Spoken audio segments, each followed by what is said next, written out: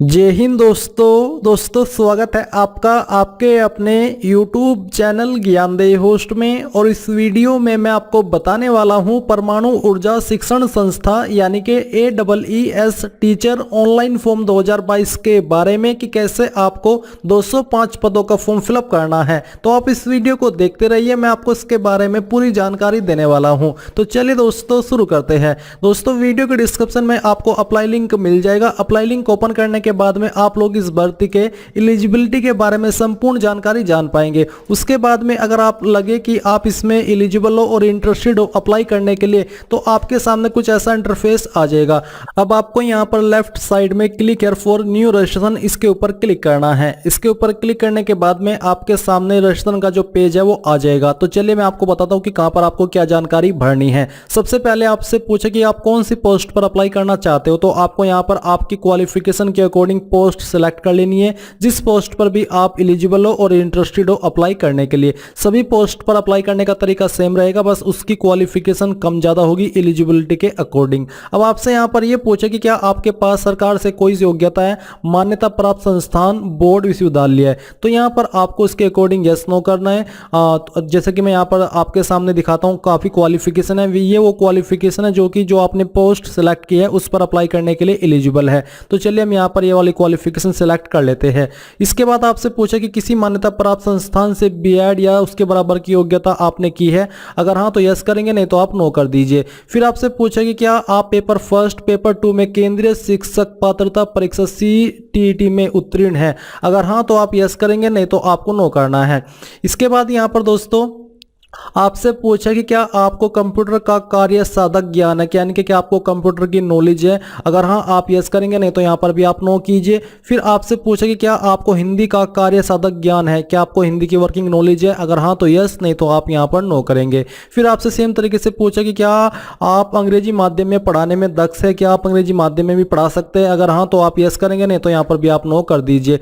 10th class board, आपने 10th कौन से बोर्ड से की है, आपके सामने यहाँ पर काफी बोर्ड दिए गए हैं, जो भी आपका बोर्ड है वो आप यहां पर सिलेक्ट कर लीजिए, नहीं तो आप अदर रिकॉग्नाइज्ड बोर्ड भी सिलेक्ट कर सकते हैं अगर आपका बोर्ड यहां पर नहीं है। कौन से साल के अंदर आपने पास किए वो आप यहां पर सिलेक्ट कर लीजिए। फिर आपको 10th का रोल नंबर एंटर करना है, प्रत्याशी का नाम यानी कि आपको आपका नाम यहां पर एंटर करना है। फिर आपसे आपकी जो भी कास्ट कैटेगरी है वो आपको यहां पर सिलेक्ट कर लेनी है। फिर आपसे पूछे कि क्या आप केंद्र सरकार के कर्मचारी है, अगर हाँ तो यस, नहीं तो आपको नो करना है। क्या आप कमीशन अधिकारी थे, अगर हाँ यस, नहीं तो यहां पर भी आप नो करेंगे। पर्सन विद डिसेबिलिटी, क्या आप विकलांग है, अगर हाँ तो यस कर दीजिए, नहीं तो यहां पर भी आपको नो करना होगा। एक्स सर्विसमैन है तो यस कीजिए, नहीं तो नो कर दीजिए। जेंडर आपका जो भी है वो आप यहां पर सिलेक्ट करेंगे, अपनी ईमेल आईडी यहां पर एंटर करेंगे, अपना मोबाइल नंबर देंगे, जो भी आपकी DOB है वो आप यहां पर कैलेंडर के ऊपर क्लिक करके इस प्रकार से आप बैक में जाकर के जो भी आपका ईयर है वो सिलेक्ट कर सकते हैं। और फिर यहां से आप अपना जो मंथ है वो सिलेक्ट करेंगे और फिर डे, तो आपकी DOB आ जाएगी। पासवर्ड आपको यहां पर एक क्रिएट कर लेना जो आप रखना चाहते हैं। पासवर्ड की जो यहाँ पर कंडीशन है वो ये कि आपके पासवर्ड की लेंथ 7 से 20 कैरेक्टर के बीच में होना चाहिए। बेसिकली किस तरह का पासवर्ड हो मैं आपको यहाँ पर बताता हूँ। आपके पासवर्ड के अंदर कैपिटल वर्ड होना चाहिए, स्मॉल वर्ड होना चाहिए, स्पेशल कैरेक्टर होना चाहिए और कोई डिजिट भी होने चाहिए। कुछ इस प्रकार का पासवर्ड आपको यहाँ पर क्रिएट करना है। इस पासवर्ड को दोबारा डाल करके आपको वेरीफाई करना है और ये सिक्योरिटी कोड एंटर करने के बाद में आपको सभी जानकारी को चेक करते हुए सबमिट के ऊपर क्लिक करना है। अब यहाँ पर दोस्तों आपका अकाउंट बन चुका है। अब आपको यहाँ पर ओके के ऊपर क्लिक करना है। ओके के ऊपर क्लिक करने के बाद आपके सामने लॉगिन पेज आएगा। लॉगिन पेज में आपको पोस्ट के ऊपर क्लिक करके आपकी पोस्ट सिलेक्ट करनी है जिस पर आप अप्लाई कर रहे हो, जो भी आपने सिलेक्ट की थी रजिस्टर करते वक्त। अब आपको यहाँ पर अपनी रजिस्टर्ड ईमेल आईडी देनी है, जो पासवर्ड आपने बनाया वो एंटर करना है और फिर आपको एक कैप्चा कोड फिल करने के बाद में सबमिट के ऊपर क्लिक करना है। इसके बाद दोस्तों यहाँ पर आप जैसे ही लॉगिन होंगे आपके सामने कुछ ऐसा इंटरफेस आएगा। यहाँ पर अब आपको आपके फादर का नेम एंटर करना है। ये नाम एंटर करने के बाद आपको यहाँ पर आपकी माताजी का नाम एंटर करना है। इसके बाद आप यहाँ पर नीचे आइए। नीचे आकर के आपसे पूछा है आपका मैरिटल स्टेटस, तो जो भी है वो आप यहाँ पर सिलेक्ट कर लीजिए। मैं सिंगल सिलेक्ट कर लेता हूँ। आपका रिलीजन कौन सा है वो आपको यहाँ पर सिलेक्ट करना है। फिर आपसे पूछे कि क्या आप अब अल्पसंख्यक समुदाय यानी कि माइनॉरिटी से बिलोंग करते हो, अगर हाँ तो यस, नहीं तो आपको नो करना है। अगर आप यहाँ पर यस करते हो तो आपको पूछा कि अल्पसंख्यक यानी कि माइनॉरिटी कम्युनिटी का नाम, तो जो भी है वो आप यहाँ पर एंटर कर देंगे। तो चलिए हम यहाँ पर एंटर कर देते हैं। फिर आता है कि क्या आप, ये बेसिकली आपने आंसर कर दिया है। अब आपसे पूछे कि क्या आप एक सरकारी कर्मचारी है, अगर हाँ तो यस करेंगे, नहीं तो आपको नो करना है। फिर आपसे आपकी वार्षिक पारिवारिक आय पूछी है, यानी कि कितनी है, तो यहाँ पर आपकी जो भी है वो आप यहाँ पर एंटर कर दीजिए। नेशनलिटी आपकी इंडियन है। आईडी का प्रकार, कोई एक आईडी आपको यहाँ पर सिलेक्ट कर लेनी है। फिर जो भी आईडी आपने सिलेक्ट की है उसका नंबर आपको यहाँ पर एंटर करना है। अब आपसे पूछा है कि क्या आपने कभी दस्तावेज में अपना नाम बदला है, अगर आपने डॉक्यूमेंट में नेम चेंज किया है तो आप यस करेंगे, नहीं तो आपको नो करना है।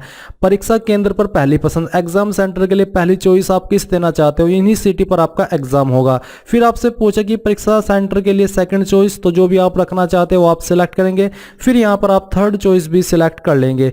ये सिलेक्ट करने के बाद में यहाँ पर नीचे आपको सबमिट के ऊपर क्लिक करना है। अब यहाँ पर आपके सामने एड्रेस की जानकारी आती है। सबसे पहले कोरस्पोंडेंस यानी कि प्रेजेंट एड्रेस, तो जो भी आपका प्रेजेंट एड्रेस है वो आप यहाँ पर इन तीनों लाइन के अंदर थोड़ा थोड़ा एंटर करके फिल कर देंगे। फिर आपको यहाँ पर आपकी स्टेट सेलेक्ट करनी है कि आपकी कौन सी स्टेट है।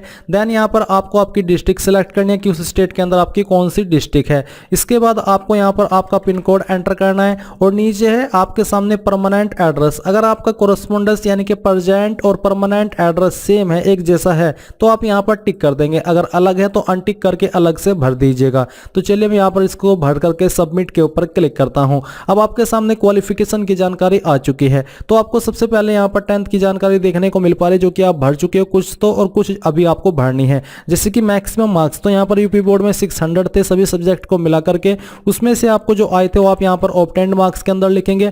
ड्यूरेशन के अंदर आप यहाँ पर 1 ईयर लिख देंगे। रिमार्क्स के अंदर आप यहाँ पर पास लिख देंगे। फिर यहाँ पर आप देखेंगे 12वीं, तो आपको सेम तरीके से आपके बोर्ड की जानकारी देनी है। आप यहाँ पर सिंपली यूपी बोर्ड लिख दीजिए या फिर पूरा नाम भी दे सकते हैं, जो कि आप ऊपर देख पा रहे हो अगर आपने इसी बोर्ड से की है। फिर आपको यहाँ पर पासिंग ईयर बताना है कि कौन से साल के अंदर आपने आपकी जो 12वीं है वो पास की है। इसके बाद आप यहाँ पर स्ट्रीम में बताएंगे पीसीएम है, पीसीबी है या फिर आर्ट्स है, कॉमर्स है, वो आप यहाँ पर लिख देंगे।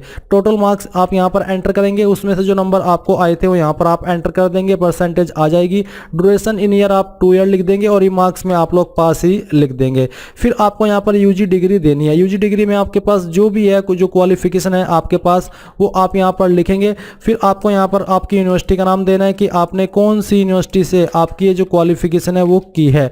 ये लिखने के बाद में आप यहाँ पर पासिंग ईयर सेलेक्ट करेंगे। डिसिप्लिन में आप यहाँ पर आपका सब्जेक्ट एंटर करेंगे कि आपने किस सब्जेक्ट से आपकी ये क्वालिफिकेशन की है। इसके बाद आप मैक्सिमम मार्क्स में जो भी आपके मैक्सिमम मार्क्स थे वो एंटर करेंगे। जो नंबर आपको आए थे वो यहाँ पर आप एंटर कर देंगे।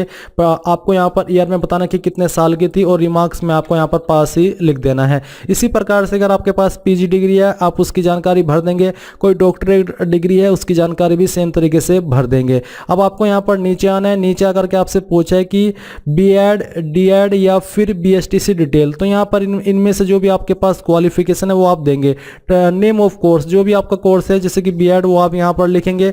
इसके बाद आपको यहाँ पर आपके इंस्टीट्यूट का नाम देना है जहाँ से आपने की है, या फिर बोर्ड का नाम दीजिए जहाँ से आपने क्वालिफिकेशन की है।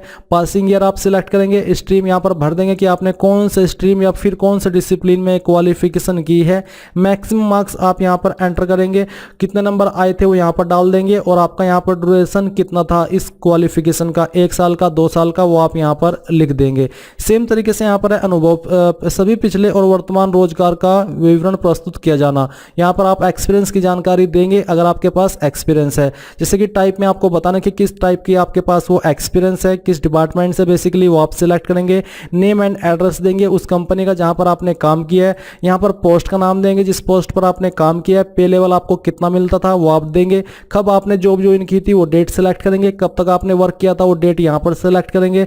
रेगुलर थे या कॉन्ट्रैक्ट थे वो सेलेक्ट करेंगे और किस वजह से जॉब छोड़ी उसका रीजन आप यहाँ पर कोई छोटा मोटा दे देंगे। इसके बाद आप इन सभी जानकारी को चेक करते हुए सबमिट के ऊपर क्लिक करेंगे। नाउ गाइज आपके सामने फोटो एंड सिग्नेचर जो अन्य डॉक्यूमेंट है उनका सेक्शन होगा। तो आपको यहाँ पर सबसे पहले फोटो अपलोड करना है। फोटो का साइज 20 से 50 KB के बीच में रखा है। तो आपको चूज फाइल के ऊपर क्लिक करना है और जहां पर भी आपकी फोटो की फाइल है वो आपको यहाँ पर सिलेक्ट करनी है। इसको सिलेक्ट करने के बाद में यहाँ पर आपको क्या करना है मैं आपको दिखाता हूँ। इसको ओपन करना है। ओपन करने के बाद आपको अपलोड फोटो के ऊपर क्लिक क्लिक करना है तो आपका फोटो अपलोड हो जाएगा।